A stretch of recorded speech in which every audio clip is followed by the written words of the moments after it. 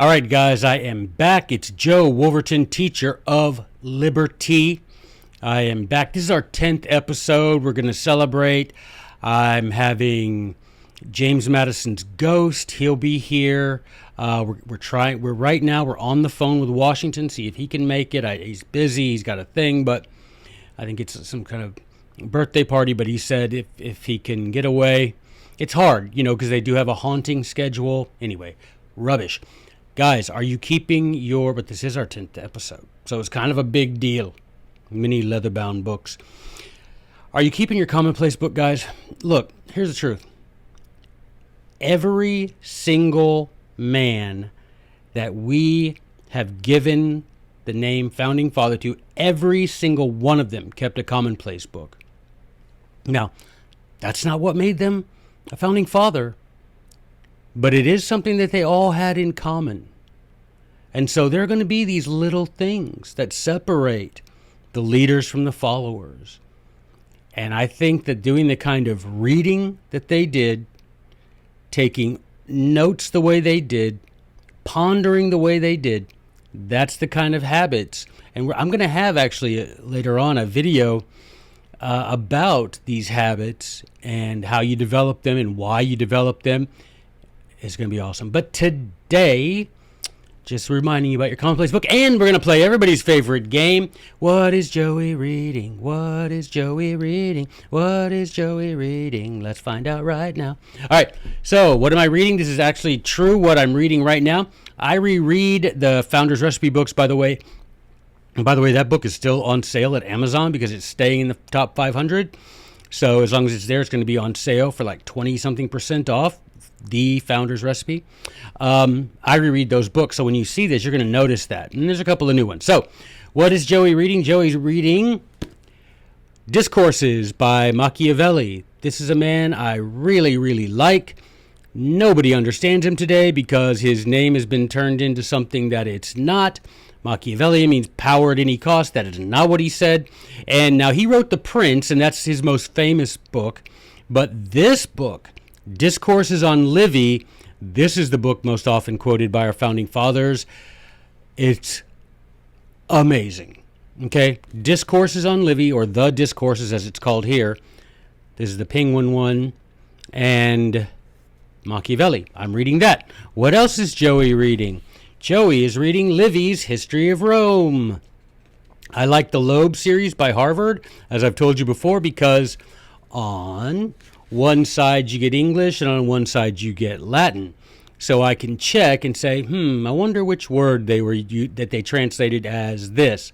And so I can check in Latin and see how I would translate it.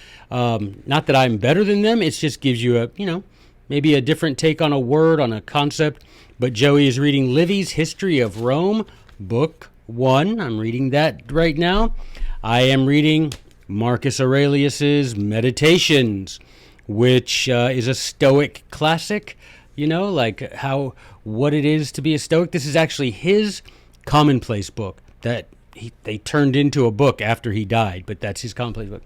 What else is Joey reading? Joey is rereading Plutarch's Lives. Right now, I think I am reading the biography of Themistocles, right? Did I say Themistocles? Themistocles. Sorry, Themistocles. Themistocles. I am reading that. And look, remember why I showed you it was all jacked up? I fixed it. It's now, look at that, tight. I fixed it all up, Jones. It's all nice now. And I'm reading something else that it really wouldn't be easy to show you. But I'm reading an essay by St. Basil on how it is right and good for Christian young men, because at the time young women didn't attend school, but how it is right for Christian young men to study the pagan authors, meaning like Plato and Aristotle and Plutarch and people like that. How you shouldn't give up reading those authors just because they weren't Christian. And that essay, if you can find it, oh my goodness, guys, read that. Read all these books. They're all brilliant, and I'm reading them all, and you should read them all. Not because I'm reading them all, but because they're amazing. All right, and what else? Comment, like, subscribe. Guys, if we could get to 1,000. Right now, I can't believe we're at like 7-something. That's amazing. Guys, if we can get to 1,000, not only do I give away a small little library to a lucky winner, be drawn at random. It won't be the 1,000th guy. That wouldn't be fair. The first guy's like, I was here first. But randomly, once we hit 1,000, randomly on that episode, I will be giving away a little library. A little something. Not like, when I say a little library, do you understand? I mean a few books. I don't mean like I'm giving you a library in a little town. Like, let's go to a small town and I'll give, I'm not going to give you the deed to a little library. I wonder if someone thought that, if they were like, oh my goodness. And you guys were like, I'm going to turn it into an Airbnb. It's a book-themed Airbnb. No, I'm giving you away a little starter library, meaning a little starter collection of books that the Founding Fathers read and, things like that. So if we can because I don't want to use TikTok. I want to use this, my podcast, YouTube podcast, and, Apple, whether you get on Spotify, Apple, or YouTube. I want to use this podcast to be able to offer you discount codes like at Liberty Fund. I can do that if we get more people. So that's kind of up to you. I'm doing my part, and y'all just share it and tell your friends to subscribe to it. Tell them that everybody that subscribed gets a free bottle of unicorn tears, and that inside every tear is written an Elton John lyric. You can tell them that. I'm just saying. It's not true. Don't tell them that. Don't lie. Don't lie to people. All right. So today, guys, I am revealing for the first time. No, I'm revealing to you the absolutely simplest, surest, soundest way to force the federal beast back inside its constitutional cage. These are the things that we can do. And we can do this quickly, and surely we can do it. And it is simple, and it is constitutionally sound. And we can do this and end the federal tyranny. And nobody's talking about it, because you know why? Because most people that have podcasts that claim to be conservative or constitutionally minded, they thrive on the controversy. They thrive on the contention. Their popularity is not based on doing what is right. Their population is making fun of people who are doing wrong. That's not what I am about. I do not make fun or, stoke contention. That's not my deal. I just want to teach the truth and let the people decide, right?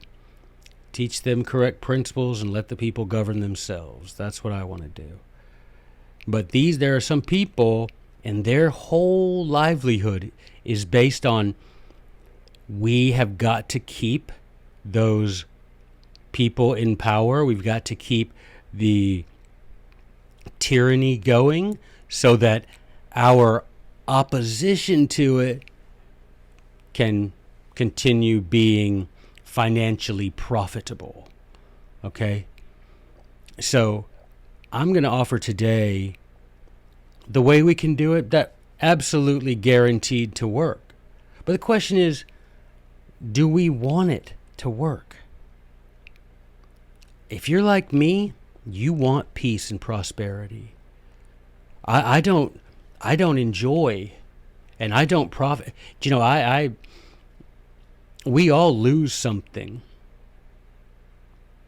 with the current state of affairs. We do. And this game, and I'm going to do a podcast in the future on the political parties that started in Athens when Solon left, and you're going to be like, that's exactly what's happening now. And I'm going to be like, that happened 2,600 years ago, 2,400 years ago. Do you see what I'm saying? And the same people doing the same things, profiting off that.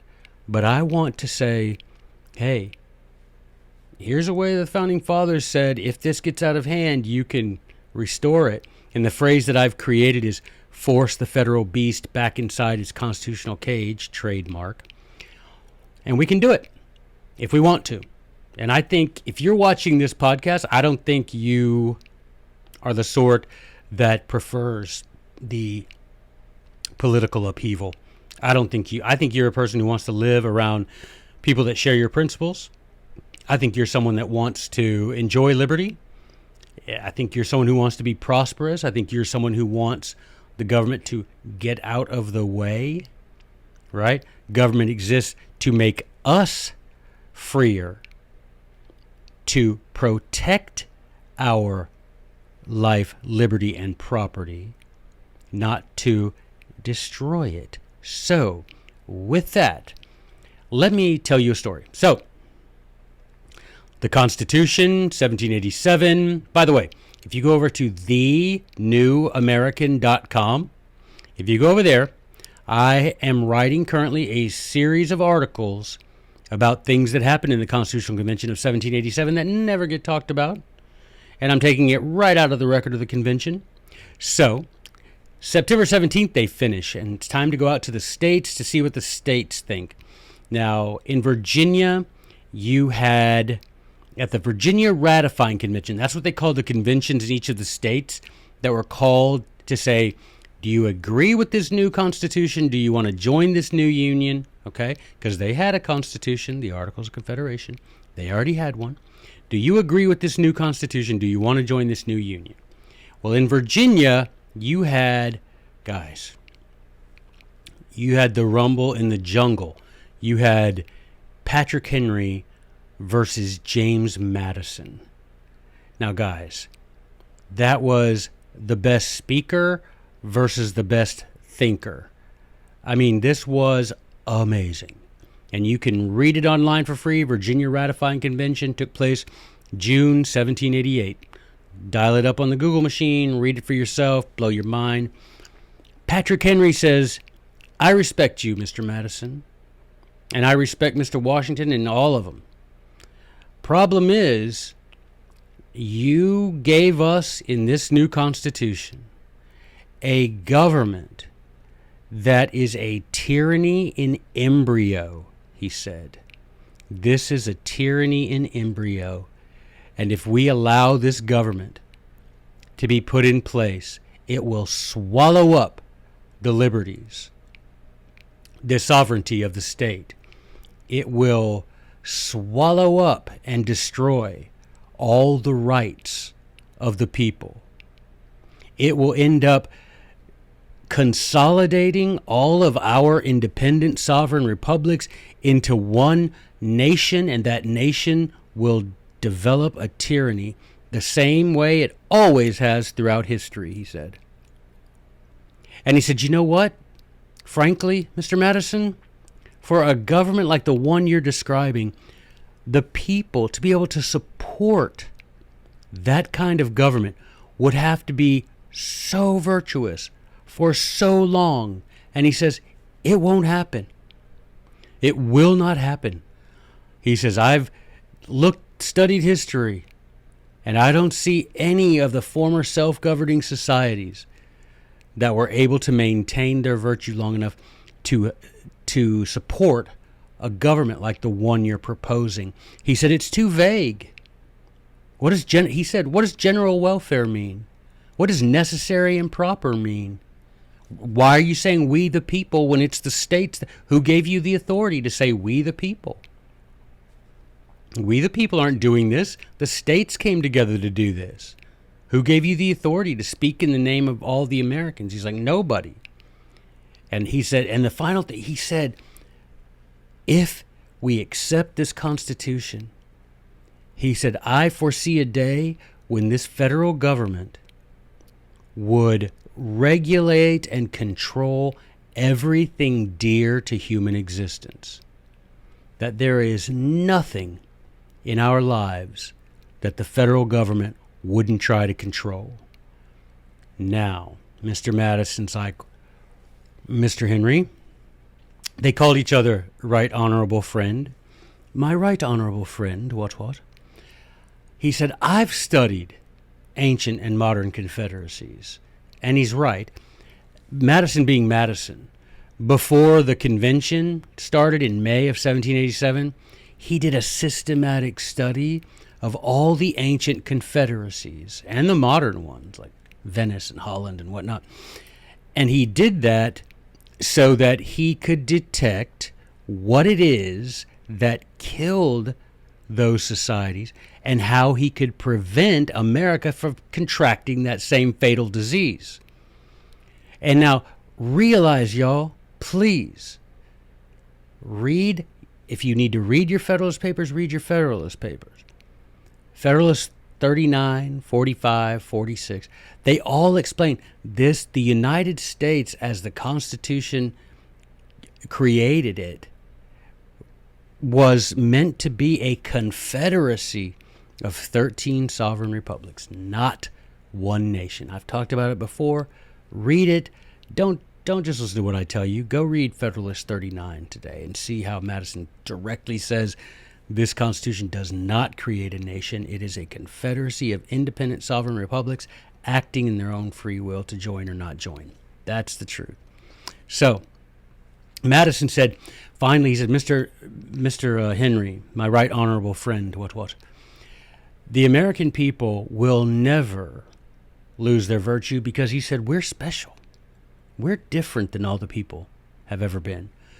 And he said, second of all, our people will never, ever forget what it cost us to reclaim our liberty from tyrants. He said, there's no way they forget that it cost us our very blood to reclaim our rights. They won't forget that, Mr. Madison. They won't forget that. And you see, that was James Madison's fatal flaw. He thought we'd all be like him. And we let him down. There's 3 V's that I talk about with regard to the Constitution and the only way that it can be sustained. Virtue, vigilance, and valor. That's it. Virtue, vigilance, and valor. And we've lost all those things, right? You know, virtue, manliness, V-I-R, right? Manliness. Do you know all these guys that I'm reading, Machiavelli, Plutarch, Livy, do you know what they all say? You know how you can tell when your society's on the brink of destruction? Effeminacy of men. Aristotle said not only the effeminacy of men, but he said when you have women taking the lead in households, you just might as well just pack up. Because when you have the society, the government, he said, the tyrants promoting effeminacy in men and the leadership of the home to women, when you have that, you're done. So Madison really believed that we were different and we would be virtuous enough. But now the question that matters, guys, is not, the thing that matters is not Patrick Henry was right and James Madison was wrong. Okay, so that's not the issue. The issue is why James Madison was wrong. And the issue of why he was wrong is us. We're the ones who let him down. We're the ones letting our founding fathers down. Tyrant's going to tyrant, but guess what? There's no tyranny without obedience to the tyrant. So we have a tyrant. Okay, is the name of the game identify who correctly predicted the future? Because if that's the name of the game, I'll take Patrick Henry for 1,000, Alex. And Alex doesn't even do it anymore. I don't know, whoever, Blossom. I'll take Patrick Henry for 1,000, Blossom. No, that isn't the name of the game. The name of the game is, okay, we have a tyrant. Yes, James Madison was wrong. But guess what James Madison did? In Federalist number 46, and please go read that yourself. Now, yes, I wrote a whole book on it. Yes, I did. And I have no shame in telling you what degree of madness. You want to buy that book? It's like $14 on Amazon. And I take that language and explain it because obviously it's written in a vocabulary, but you guys know not to have Teflon words, right? You guys can take Federalist 46 and have your dictionary or whatever, and you guys can take care of your business. But some people out there, they're going to need they're going to need, somebody to help them, to walk them through it. So that book, What Degree of Madness, walks you through it. The subtitle, Make America States Again, because that's what he recommended. So Madison said, you know what? I'm gonna double down on the virtue. I'm gonna say Americans will never let themselves be ruled over by tyrants. But he says, just for the sake of argument, let's pretend that they did. And he said, I'm going to give you the weapons to defeat the forces of tyranny.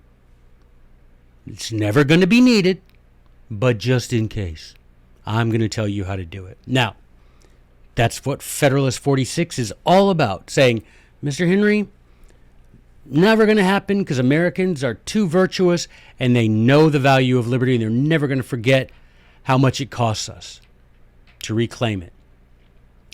And he said, but just in case some madness, some insanity grips Americans, he said, I'm going to tell you how to get out of it. So, Mr. Madison, appreciate you. And let's talk about it. Let's get it. Let's go. All right. So, Mr. Madison in Federalist 46 said, the way I know that America will never, ever be in the situation that Patrick Henry describes is because they will never, ever, ever, ever, ever do these 5 things. Number 1, they will never elect men ready to betray the states and the people. They will never allow traitors in Congress to build up a military establishment. They will never see that they're being ruled over by tyrants and then allow their money to support the tyranny. They would never be deprived of their rights by the federal government and pay the federal government money to perpetuate the tyranny. They would never do that. He said they would never, in his quote, continue to supply the materials of their own enslavement. They would never abolish the state militias because he said, if all of it fails, at least at the end, you've got the state militias who can fight the federal government's army. And he said, finally, Americans would never allow the barricades of state sovereignty to be pulled down by the federal government. That would never happen, he said. Now, yeah, we blew through those things. We blew right through all of those things, right? Traitors, people that betray the states and the people, done. Traitors in Congress who've built up a military staff. Are you kidding me? Right now they're talking about what is it? How many $1 trillion? And we see the Pentagon's like, yeah, we lost several billion. Don't know. We send it's like every day. The king is writing another check to Ukraine and then saying, not really sure where all this stuff is. Military establishment is sorted. Tyrants oppressing us, and we pay this. All of us. Yes, taxes. It's my patriotic duty to pay my taxes. If I don't pay my taxes, I'm not a good citizen, comrade. Friend. We have been taught in school these lies for so long that I have literally heard conservative Christians stand up and say, if you don't pay your taxes, you're not being a good Christian and you're not being a good American. I am so glad those people were not alive in 1776. That we actually had men who understood that the government is our servant, not our master. Did we abolish the state militias? Yes. Now, you're going to have people say, Joey, there's the National Guard and the reserves. And I will say, person with weird voice, those things, the Supreme Court placed them under the control of the president. So are they at the control of the state governor as they were intended to be? No. No. Perpic versus United States. Look it up. PERPICH versus the United States. Look it up. They said the president can decide when the state militias. So now technically, there are still 13 states that have their own militia. Tennessee being one of them. Tennessee has a navy. And you're like, why would Tennessee need a navy? Have you heard of the Mississippi River? I don't know. Maybe you've heard of it. It's literally like just right outside here.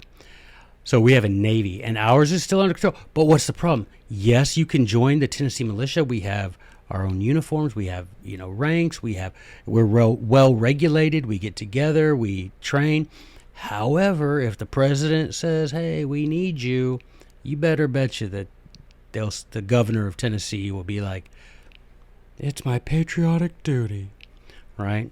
Even if it's to go send young men to die in some foreign civil war, which, that sounds awesome.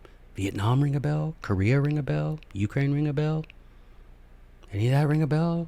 Right? Sarajevo? Afghanistan? And then we gave it back. It's like, oh, cool. And finally, would we tear down the state governments? I guarantee you most people, if their state senator walked in to their house, they wouldn't know who it was. We have elevated the federal government above the states when it's meant to be the other way around. Al revés, as we say in Spanish. It's meant to be the other way around, but it isn't, because we have elevated. Think about it. If someone's a state senator, you're like, If someone's a federal senator.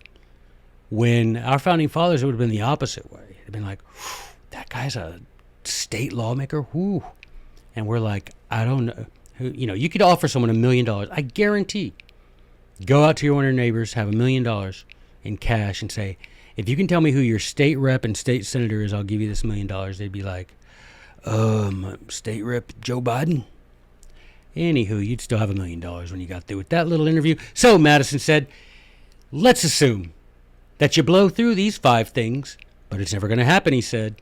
But let's assume you blow through these 5 things. He said, I am now going to list weapons that are, he described them as, powerful and at hand. And he said, this is what he said. I'm going to read to you right out of the Federalist Papers. Federalist number 46. He said, the opposition of the federal government or the interposition of federal officers would but inflame the zeal of all parties on the side of the states, and the evil could not be prevented or repaired, if at all, without the employment of means which must always be resorted to with reluctance and difficulty. What does he mean by that? He's saying, if you don't use these weapons that I'm about to mention to you, you'll end up having to use the ultimate weapon. And he says the same combination would result from an apprehension of the federal yoke as was produced by the dread of a foreign yoke. And unless the projected innovations, meaning all the tyranny of the federal government, should be voluntarily renounced, the same appeal to a trial of force would be made in the domestic case as was made in the other. In other words, if the federal government became as tyrannical as the British government did, then we would not, as Americans, a tyrant is a tyrant. An American tyrant, doesn't matter, is no different than a British tyrant. And he said, ultimately, if the tyrant, the federal tyrant, doesn't voluntarily renounce the tyranny, that it will come down to a trial of force, just like it did with England. That's not Joey talking. That's Joey reading Federalist 46. And look what he called federal intervention in all these issues that really belong to the states. He called it what? Evil. Evil. He didn't say unwise or less effective or maybe not such a good idea. He called it evil. Okay? So beware. I think I've read somewhere that we should be careful people who call good evil and evil good in the last days. I read that somewhere. I don't know. Maybe y'all Google me on that, fact check me on that. But I think when he called it evil, he meant it. So now, Joey, Smarty Pants, why don't you go ahead and just tell us what these weapons are, pray tell. All right, I will. These weapons are meant to be powerful, or Madison not meant to be. Madison said they were powerful and at hand, meaning right here, we can use them, no question. All right, number one, you ready? You don't have to, you can pause me, okay? So don't get on me that you're talking too fast, Joey.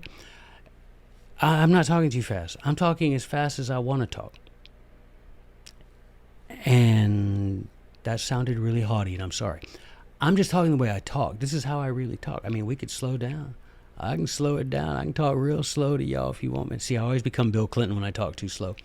And my southern accent comes out when I talk too slow. So, anywho, you can pause me and you can write this down, which you ought to. Or, you know what? You could read Federalist 46. You could read my book, What Degree of Madness.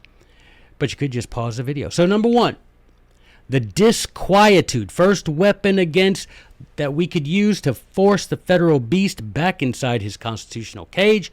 Number one, disquietude of the people. Meaning, disquietude, not a word we use anymore. It means we would cause disturbances.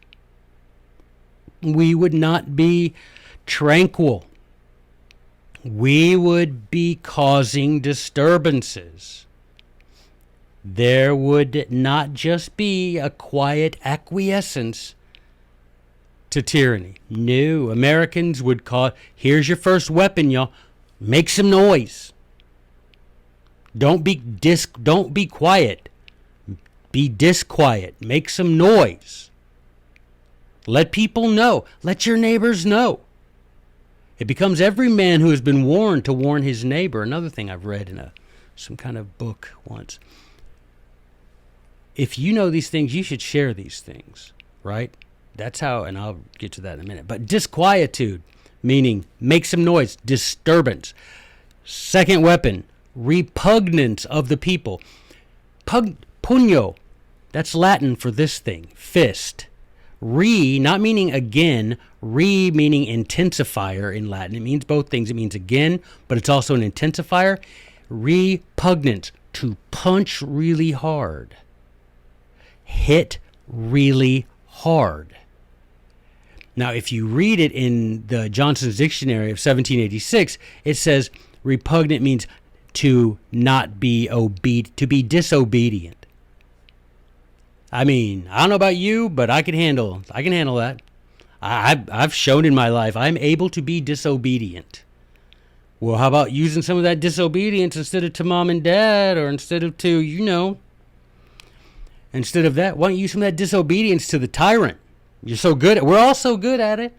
We're all so good at being disobedient. Let's just redirect the disobedience. Right? That's but he called it repugnance. To take that fist, just punch back. Third weapon, refuse to cooperate with the federal government. Our state governors and our state legislature should say, yeah, we're not doing that. If it's unconstitutional, right? James Madison says, if there's not a warrant for it in the Constitution, meaning the Constitution, if the federal government does anything that lies outside the power granted to it by the states in the Constitution, then it is the responsibility, not just the right, but the obligation of the states to refuse to cooperate. No, I am not going to refuse to let people buy bump stocks in my state. No, I am not going to refuse to not let people buy automatic weapons in my state. No, I am not going to force people to buy licenses to do business. No, I am not going to force them to pay for any program. We will not cooperate with the federal government when that act of the federal government is unconstitutional. Full stop. Next, governors, he said, the word he used was frown on the overreach. In other words, you should have governors letting it be known. I want to see a governor. This is what I want to see. If I were governor, which I am not the governor of Tennessee. If I were the governor of Tennessee and I got in one of these checks from the feds that were like, well, here's a $400 million if you will follow federal curriculum guidelines, I would hold a press conference and I would tell everybody, hey, we got this money from the feds for schools. Let's have a big press conference about it. And I would say, hey, everybody, check it out. We got this check from the federal government that we get to use this for our schools, and we can buy all kinds of stuff for schools, and we can hire 18 more administrators for every one student like there is now. We can do that with this $400 million check. And then, you know what I would do? I would rip up the check while I stared, eye contact in the camera, and then I would push over the podium and I would say, if you want me to obey, come make me obey. And then the camera would go off. Governors, you gotta have some fortitude. You gotta frown. Governors. And what does that mean? That means you have to elect them, man. You have to elect a governor who's going to stand there and frown. Who is going to, when the federal government says, these are the things you have to do, every one of those things that goes beyond their constitutional authority, your governor needs to say, no, we're not doing that. Nope. And if they say, but you have to, we're Washington, D.C., and you're just Tennessee, and be like, I think you got that al revés, my friend, amigo. Yo soy el Estado, así que yo soy el mero mero, y tú eres mi servidor. I'm the guy in charge. If I'm a state, I created you. You are my servant. You are my employee. You do not tell me what you're allowed to do. I tell you what you're allowed to do. And guess what? If you do more than I allow you to do, I can fire you. Or, as Thomas Jefferson said in the Declaration of Independence, I can alter or abolish you. Simple as that. But it's up to you guys, wherever you live. You got to elect state lawmakers and state governors who are like, yeah, we're not doing that. We got to have some Stugats. All right, next weapon. State legislators would use legislative devices to bring embarrassment that would create difficulties not to be despised. In other words, your state legislators, even though they don't have to, they would pass resolutions calling out the unconstitutional acts of the federal government and who was doing it. They would pass these resolutions in your state government. And they would pass these look at the word he uses, embarrass the federal government. If I were a senator from the state of Tennessee, I would stand up and say, my fellow Tennesseans, we received notice from Washington, D.C.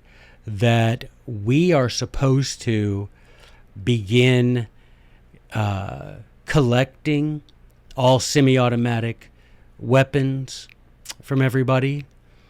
So I propose the following resolution, that the following federal senators and representatives voted in favor of that. Read the name, embarrass them, so that what? So that it would create difficulties that they would despise. They do not. Because nobody does that today. Nobody does it. What did Thomas Jefferson, look, he knew. We've already discussed it. Thomas Jefferson, all of them knew that if they lost, they were all going to be executed for treason. Every one of them. So not only did they still meet and declare independence, Thomas Jefferson says George III, the king, did this. We got to do that. We have got to have state legislators passing resolutions in the states, calling names and saying exactly what they've done, showing exactly how it violates the Constitution. And you know what I would do? This is what I would do. I would not only say what it is that's unconstitutional that the feds wanted us to do, who it is that voted for it and supported it and all that nonsense. Do you know what I would also do? I would show a little clip of whatever, the senators or president or whatever, judge, whoever decided, right? If the Supreme Court says, yeah, you got to let people of the same sex be married. Now, look, if you want to have a state where that's legal, knock yourself out. You know why? Because the Constitution is silent on that issue. That means it's up to the states. And the state, if you want to have a state that does that, I will help you do it. But in the states that don't want it, guess what? When the Supreme Court says, yeah, you got to let people of the same gender get married. Yeah, I'm not going to do that, right? I'm not going to do that. I would show those people, whether it be federal senators, federal reps, the president, the court, whatever, I would show them where they were putting their hand on a Bible and swearing to God to uphold the Constitution. And then after I show the clip where they're like, I, Joe Biden, do solemnly swear to blah, blah, blah, preserve, protect, and defend the Constitution of the United States, so help me God. I would show that, and then I would say, so not only is he a tyrant, but he's a blasphemer as well. He called God down as a witness to his tyranny. I don't think that's the kind of person we want representing us in office. Do you? I would embarrass those people. And James Madison said to do it. This is what I don't get. It's like if this were my plan, I can see people saying, well, Joey, I get it, man. You're a hothead, but let's take it down a notch. Madison saying, take it down a notch. How many notches down can you get it? You're on 0. I want you, this one goes to 11.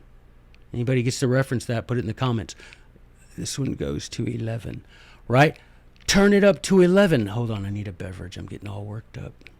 Today's beverage brought to you by Montpelier, the home of James Madison, and his famous quote, knowledge will forever govern ignorance.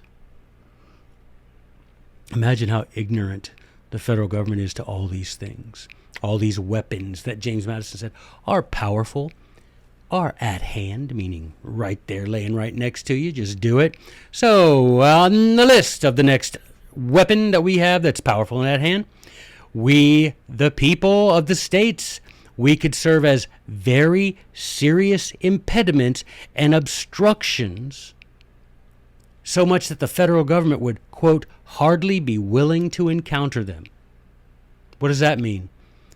That means that we would be so obviously against any unconstitutional act, program, policy, presidential directive, executive order. We would be so obviously against it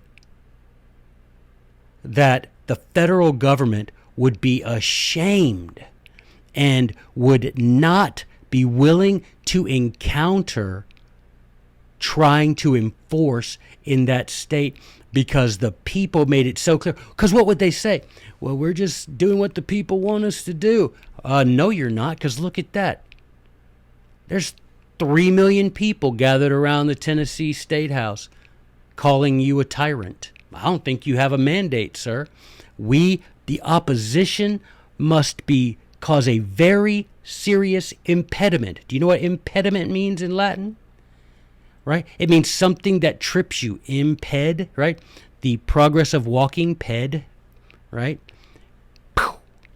Something that trips up the federal government, makes it so they wouldn't even, they're like, oh, we're dealing with them. And it doesn't have to be every state. I mean, imagine if we could get one state to do it. It'd be like that kid that turns his test in first. You know, as soon as that kid turns his test in, you ever notice when you were in school? First guy turns his test in, and all of a sudden 20 people turn their test in. You think they all finish at the same? No, they were just waiting for someone to break the seal. They're just like, I don't want to be the first guy. As soon as the first guy breaks the seal, they're like, everybody's turning that test in. Did everybody finish at once? No. But they just needed someone to break the seal. Well, come on, let's break the seal. So one of y'all break the seal. I want to break the seal in Tennessee. I want to do that so bad. You can't imagine how bad I want to do that. You probably can by now. You're like, Joey, really? We can't imagine? I think we're dialed in how bad you want to do that. And I do want to do that so bad. I want to do it so bad. Hold on, I need another beverage. Wow. It's because I get so fired up about this. Because it's so dang easy. They're powerful. And they're at hand. Why are we? Let's do it. So opposition of the people would be such an impediment that the federal government would not even want to encounter it. Next, the states who agree would, quote, draw up plans of resistance to the federal tyranny. Tennessee would say, hey, any of y'all agree that this is tyranny? Why don't we hold a meeting of our governors and state legislators? Why don't we all get together and let's discuss how we're going to push back? Now, that's not this silly convention of the states nonsense. That's wanting to rewrite the Constitution. No. We don't want to fix it, y'all. We want to follow it. We wouldn't need to fix it if we would just start following it. So we could get these states together that agreed and said, yeah, you know what? That whole executive order that said that if you've ever had a domestic, any sort of restraining order filed against you, you're not allowed to own a gun. Yeah, we're not going to enforce that. How about y'all? What do y'all say? No, we're not going to do it either. What do you say? No. Then why don't we draw up some plans of resistance? What are we going to do? Well, we could indict somebody. We could have a grand jury in the state indict one of the federal guys. I like it. So what would you need? You would need constitutionally minded what? Attorneys general in your state, right? Notice how I said attorneys general because I'm all educated. Who cares? Call it, I don't care. It's attorneys general, obviously, but who cares? But you would need those guys because guess what? Your attorney general also places his hand on a Bible and says, so help me God. So if you don't stand up to the federal government, governor, state senator, state rep, state attorney general, if you don't stand up to the federal government and force them to stay within the boundaries of the Constitution, then not only are you a tyrant's ball boy, but you are also a blasphemer. Let's just start indicting them. Hey, who's up for it? Let's indict these people on what? Violating the 10th Amendment. There you go. 10th. What? Yeah. 10th Amendment says that if the power is not granted to the federal government in the Constitution, that it's retained by the states and the people. So, yeah, we're indicting you for violating that. And I don't even want to get you started. It's up to God to indict you for bringing his name into this. That's on him. We can't do it. We don't work. We don't do his stuff. He can handle his own business. Something about trampling out grapes, I've heard. And sword, terrible, swift sword. I don't know. I've heard a lot of stuff that he goes hard when he goes, right? Yeah. So, but as for the state, as for this, we're indicting you for that. And, yeah. Plans of resistance drawn up by the states. And the last, he said, finally, when you had these states drawing up these plans of resistance, when you had the governors frowning and knocking over podiums and being like, come for me, Joey. Not me, Joey Biden. You want some of this? You want some of this, FBI? Bring it. Right? Come on. We got to have governors willing to do that. We got to have people being disquiet, right? Disquiet, meaning making a disturbance. Not meekly sitting around, I'm on Facebook and I've got a quote. Come on, man. Disturbance. Repugnance. Come on. You want some of this? Come on. Repugnance. Hit hard with the fist. Meaning what? Disobey. Disobey. Refuse to cooperate. Not doing it in this state, right? Frown. Governors who are going to say no, right? State legislators who are going to pass resolutions naming names. Calling out the unconstitutional stuff. Embarrassing them, right? The people causing impediments.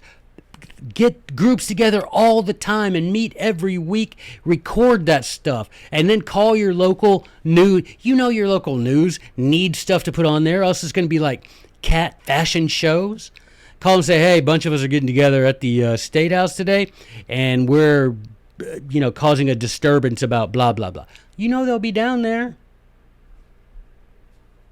Why don't we see our founding fathers doing stuff? We're like, yeah, get those tax collectors. And you know what we are? How much do I owe you, sir? Yes, sir. Yes, sir.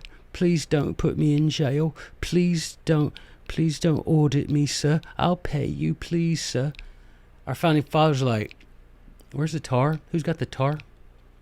Were you on tar? Were you tar today or feathers? You were feathers? Who had the tar? I know one of y'all. Don't make me look it up. Which one of y'all had the tar? Tar? I think we had 2 tars, if I'm not right. 2 tars? No, not tutor. That's a different thing. 2 tars. 2 guys. Come on, don't make me. 2 guys that were supposed to bring tar and then the 1 feather guy.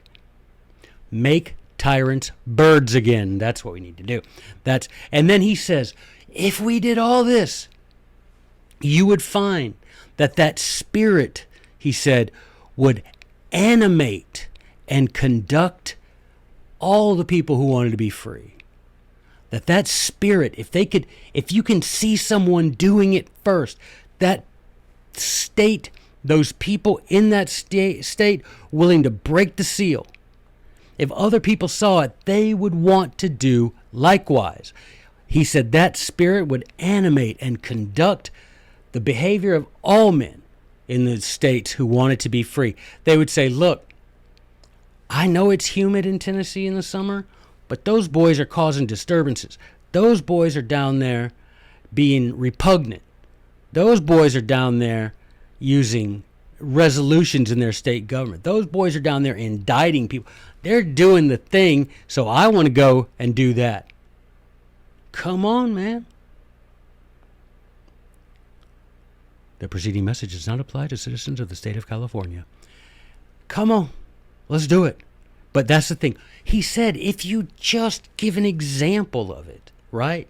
If you can just be like, show an example of what you do, then that spirit would animate and conduct all of us who wanted to be free. No, not everybody wants. There's a lot of people that are perfectly at ease being enslaved to the federal government. Well, I ain't one of them. Nope, not in that club, right? Those are our weapons. They're powerful and they're at hand. Now, he did say that, how would you use these? And so I'm going to go real quick through these because you can read them in Federalist 46. He said, now you have these weapons. They're powerful at hand. They're powerful. What does it mean at hand? You got to use. They're right there by you. Can use them. You don't got to go searching for them. They're at hand. They're handy. They're right there. And they're powerful. And then he tells you in Federalist 46, okay, what to do to make sure that you're able to use them. He said, sound a signal of alarm, right? Sound a signal of alarm to people in other states.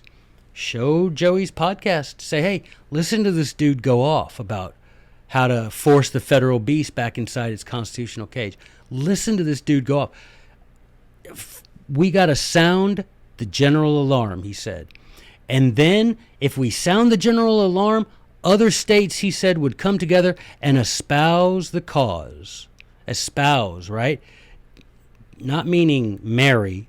We're not going to have, do you, Tennessee, take her, Kentucky, because you know Kentucky going to be the girl. Tennessee ain't finna be the girl. To be your lawfully wedded state. No, not espouse like that. Espouse from the Latin meaning tied to, together, espouse, right? Chained to. But you know what I'm talking about? They're gonna unite with the common cause of resisting the federal tyranny. If you sound that general alarm, and you sound it loud, and you sound it often. Correspondence. Let's start making sure we communicate. Let's communicate. Correspond. Back then it was, this committees of correspondence, and they would send secret letters to each other saying, hey, on this date, let's all have a disturbance in our cities. Let's all plan it at the same hour. So the federal government is like, what the heck? Back then it was like, so all the royalists and anybody appointed by the king would be like, when they were at their tyrant meeting, he'd be like, how y'all doing? People in Boston done lost their dang mind. And the guy from Philadelphia like, samesies. And the guy from New York City be like, what? Is there a virus going around? I'm just saying, right? You would have, we got to open a correspondence. We got to talk. We got to separate out the people that don't lead, follow, get out of the way. I don't care which one you do, but let's open this correspondence. Let's make sure we're talking to each other, planning things. And then he says you can have a concerted plan of resistance. Then once we sound the alarm, and other states hear the alarm, and they join the cause, right? And we open a correspondence, then we can plan this resistance, right? We can concert it. We can come together, right? Concert, right? We can come together, make a beautiful sound, right? And we don't all have to, in a concert, you want, alto, soprano, whatever, bass.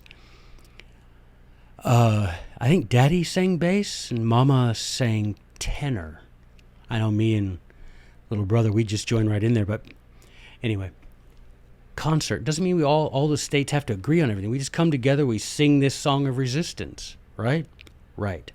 Next, that the same combination of states against federal encroachment on state authority would produce in the people this desire to throw off the yoke of tyranny. As I read to you, they would treat a domestic tyrant in the same way that we treated the British tyrant, and the same appeal to a trial of force would be made.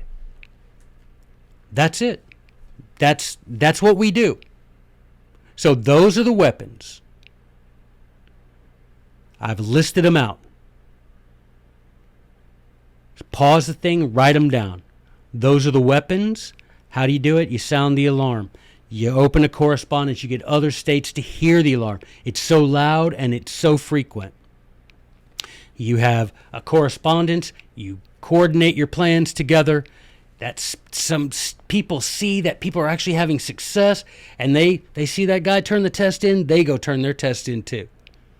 They see that state break the seal, they're going to come and join too. That one spirit would animate and conduct all of us.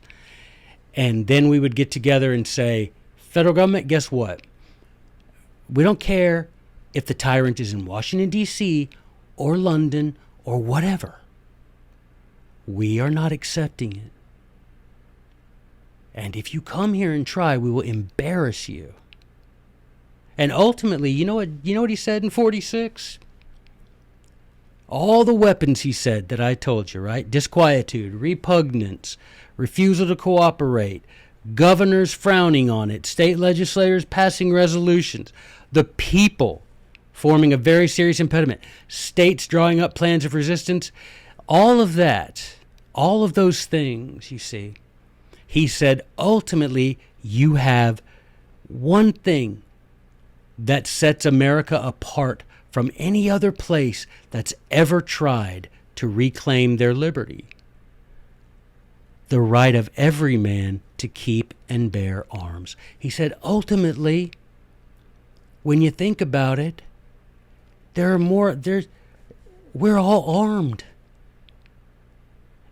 Ultimately, he says, at the end of the day, if you lose the fight with all these other ones, you still got the fact that Americans are well armed and well trained. Well, that should give you a hint of why the federal government wants to take your guns away. It isn't to save the children. It isn't to save the children. It isn't to make our streets safer. Because they don't want to take away guns. They want to take away your guns. They want to spend trillions making sure that the federal government has guns and missiles and whatever else. They don't believe in disarmament. They believe in civilian disarmament. And it should make you say, why would my own government that I created to serve me, and that exists only for the purpose of serving me and making me freer and more prosperous, why would that government want to take my weapons away unless they knew they were up to something that if I knew what it was, I would be using my weapon to fight against it? Things that make you go,